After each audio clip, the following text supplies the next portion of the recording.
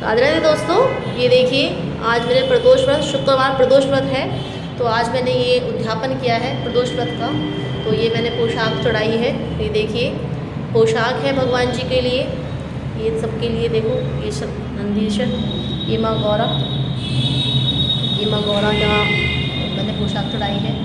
और ये श्रृंगार, ये भगवान जी के नारियल पूरे भंडारे के लिए। ये देखिए ये शिव शंकर, श्री शिवाय नमस्तुभ्यम। तो दोस्तों ये मैंने पूजा कर चुकी हूँ मैं भोले बाबा की। और उसके बाद शुक्रवार प्रदोष व्रत कथा मैं आपको सुनाने जा रही हूँ, तो आप उसे सुनिएगा। और ये देखिए ये भगवान जी की मूर्तियाँ, तस्वीर। शुक्र प्रदोष व्रत कथा। श्री शिवाय नमस्तुभ्यम।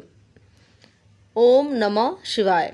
शुक्रवार तोषी व्रत प्रदोष व्रत पूजा विधि सोम प्रदोष के समान ही है। इसमें श्वेत रंग तथा खीर जैसे पदार्थ का ही सेवन करने का महत्व होता है। सूत जी बोले, प्राचीन काल की बात है, एक नगर में 3 मित्र रहते थे। तीनों में ही घनिष्ठ मित्रता थी। उसमें एक राजकुमार का पुत्र, दूसरा ब्राह्मण पुत्र, तीसरा सेठ पुत्र था। राजकुमार व ब्राह्मण पुत्र का विवाह हो चुका था। सेठ पुत्र का विवाह के बाद गौना नहीं हुआ था। एक दिन तीनों मित्र आपस में स्त्रियों की चर्चा कर रहे थे।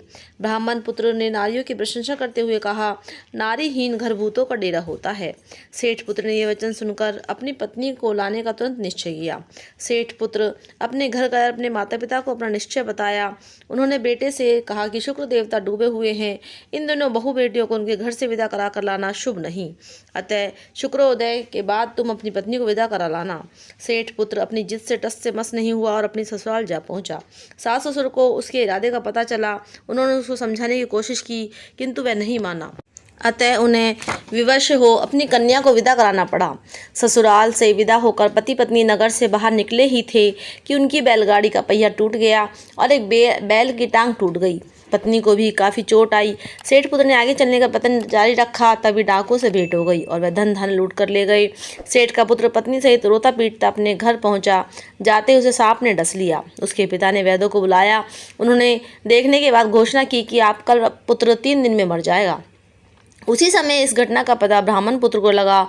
उसने सेठ से कहा कि आप लड़के को पत्नी सहित बहू के घर वापस भेज दो। ये सारी बाधाएं इसलिए आई हैं कि आपका पुत्र शुक्रास्त में पत्नी को विदा कर लाया है। यदि वह वहां पहुंच जाएगा तो बच जाएगा। सेठ का ब्राह्मण पुत्र की बात जच गई और अपनी पुत्र वधू और पुत्र को वापस लौटा दिया। वहां पहुंचते ही सेठ पुत्र की हालत ठीक होनी आरंभ हो गई।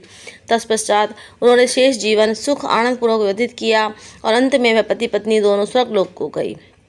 बोलो शिव शंकर भगवान की जय। हर हर महादेव, हर हर महादेव। दोस्तों अगर आपको मेरी वीडियो पसंद आई हो तो प्लीज़ लाइक एंड शेयर ज़रूर करिए और मेरे चैनल को सब्सक्राइब ज़रूर करिए। धन्यवाद।